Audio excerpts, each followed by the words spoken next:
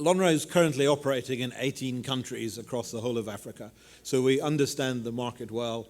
Our core divisions are agribusiness, infrastructure, ports, and the oil industry. But I think I can talk about Lonrho till breakfast, and I think you'll all get very bored. Maybe what I'll focus on is, given we're in the New York Stock Exchange, what is our relationship with the US on a wider basis in relation to Africa and the US? Firstly, we're a London-listed PLC on the main market in London, but actually nearly half of our share register is United States and American institutions.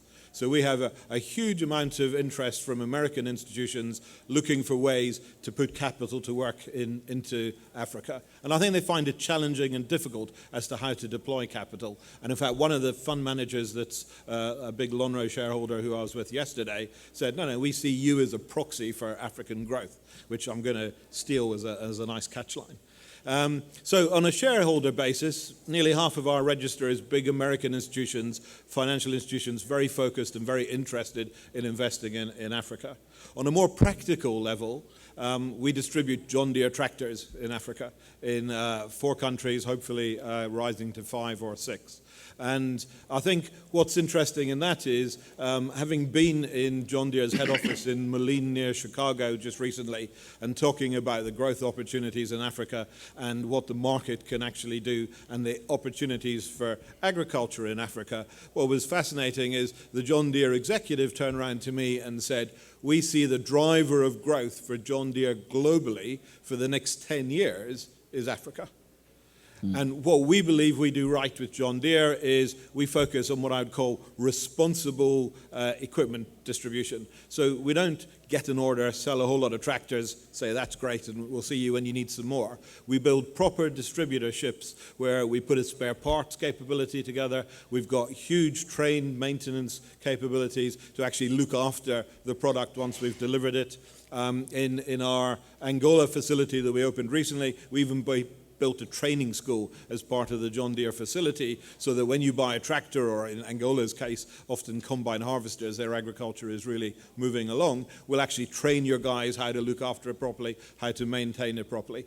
And I think that's really one of the key issues for representing a brand like John Deere is bringing first world practices and good corporate governance and levels of operation into what you do in an African environment, but doing it properly.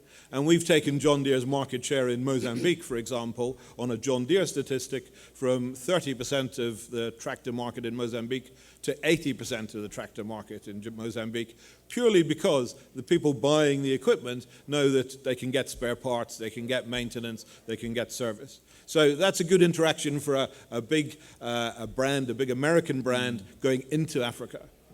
On the other way round, coming out of Africa, we supply fresh produce from our agri division and frozen produce into Costco, into Walmart. Interesting anecdote for when we went and started pitching to Walmart.